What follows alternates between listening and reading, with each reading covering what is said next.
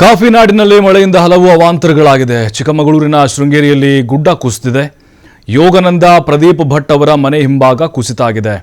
ಶೃಂಗೇರಿ ಕಳಸ ಕೊಪ್ಪ ಭಾಗದಲ್ಲಿ ಮಳೆ ಸುರಿತಾ ಇದೆ. ಮಳೆಯಿಂದ ಹಲವೆಡೆ ಭಾರಿ ಅವಾಂತರಗಳು ಸೃಷ್ಟಿ ಆಗಿದೆ. ನೋಡಿ, ಈಗ ಪ್ರದೀಪ್ ಭಟ್ ಅವರ ಮನೆ ಕೂಡ ಹಿಂಭಾಗದಲ್ಲಿ ಕುಸಿತ ಕಂಡುಬಿಟ್ಟಿದೆ. ಆತಂಕದಲ್ಲಿ ಆ ಕುಟುಂಬ ಈಗ ಜೀವನವನ್ನು ಕಳೆಯುವಂಥ ಪರಿಸ್ಥಿತಿ ನಿರ್ಮಾಣ ಆಗಿದೆ.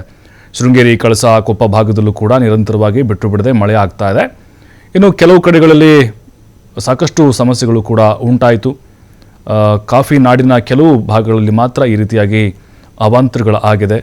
ಸಹಜವಾಗಿ ನಮಗೆ ಗೊತ್ತಿರುತ್ತೆ, ಆ ಭಾಗ ಮಲೆನಾಡು ಭಾಗ ಏನಿದೆ ಅಲ್ಲಲ್ಲಿ ಮನೆಗಳು ಮಾತ್ರ ಒಂದೊಂದು ಮನೆ ಇರುತ್ತೆ. ಅಲ್ಲಿ ಆಮೇಲೆ ಬೆಟ್ಟ ಗುಡ್ಡ ಇರುತ್ತೆ, ಕಾಫಿ ಎಸ್ಟೇಟ್ ಇರುತ್ತೆ, ಭಾರಿ ಪ್ರಮಾಣದ ಬೆಟ್ಟ ಗುಡ್ಡಗಳು ಕುಸಿತಾ ಇರುತ್ತೆ.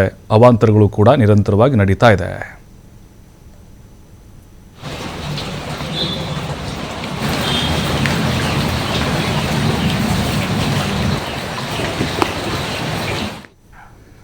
ಚಿಕ್ಕಮಗಳೂರಿನ ಚಂದ್ರದ್ರೋಣ ಪರ್ವತ ಸಾಲಿನಲ್ಲಿ ಮತ್ತೆ ಭೂ ಕುಸಿತ ಆಗಿದೆ. ಗುಡ್ಡ ಕುಸಿತದ ನಡುವೆಯೇ ಪ್ರವಾಸಿ ವಾಹನಗಳು ಸಂಚಾರ ಮಾಡಿದ್ದಾವೆ. ದತ್ತಪೀಠ ರಸ್ತೆಯ ಕವಿಕಲ್ ಗಂಡಿ ಬಳಿ ಭೂ ಕುಸಿತ ಆಗಿದೆ. ತಡೆಗೋಡೆ ನಿರ್ಮಾಣದ ವೇಳೆ ಏಕಾಏಕಿ ಮಣ್ಣು ಕುಸಿದು ಬಿದ್ದಿದೆ. ನಿನ್ನೆಯಷ್ಟೇ ಗುಡ್ಡ ಕುಸಿದು ಮಣ್ಣು ತೆರವು ಮಾಡಲಾಗಿತ್ತು. ಆದರೆ ಭಾರೀ ಮಳೆಯಿಂದ ಅದೇ ಜಾಗದಲ್ಲಿ ಮತ್ತೆ ಗುಡ್ಡ ಕುಸಿದಿದೆ.